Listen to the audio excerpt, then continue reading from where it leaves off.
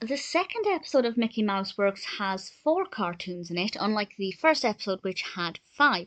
But I feel like the cartoon selection is maybe better. I think we could have done with a little bit more Daisy to make it a little bit more balanced, but generally, all of the main characters are in this. Now, as I've already seen all of these cartoons, and because there's no other kind of substance to Mickey Mouse Works compared to Disney's House of Mouse, I am just discussing the cartoons as a whole, how I feel like they work as a package, and also because this is my second viewing of these cartoons, having previously watched them as part of House of Mouse. I'm seeing if my opinions have changed, but generally not so much. The first cartoon is a Goofy's Extreme Sports skating the half pipe. The first time I watched it, I didn't mind it. The second time, I felt like I enjoyed it less. Not because the cartoon seemed worse than the first time, just because I didn't love it the first time. I wasn't that bothered about ever watching it again. It's an extreme sport involving blading, and that's not something I'm particularly interested in. It's well animated, it's well narrated, I have nothing wrong with it, and I feel like it was important to get a Goofy cartoon in here, if only because there are quite a lot of them. So to have them evenly spaced out seems like a good idea. The second one is Mickey's New Car. Also, according to Wikipedia, Goofy's Extreme Sports Skiing the Halfpipe originally aired in cinemas in screening before I'll Be Home for Christmas in 1998, which I didn't know the first time I watched it.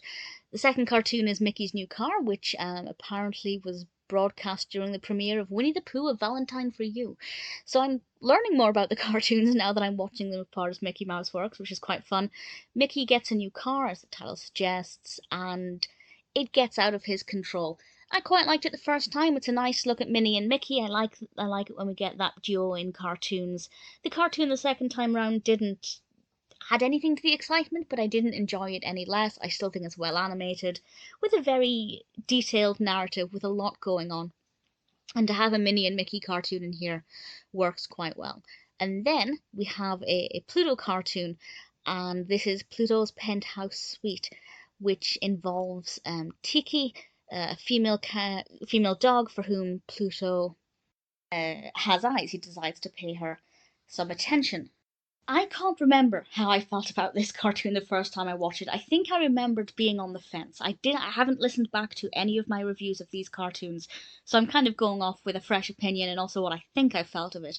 I think I remember thinking it was a decently developed narrative, but for me not that interesting because the Pluto-centric cartoons are never some of my favorites, and if that is what I felt, if that is what I said, that's still how I feel. But having a Pluto-centric cartoon here, again, I think is a good way to get in that character, and it breaks up the characters that we're spending time with.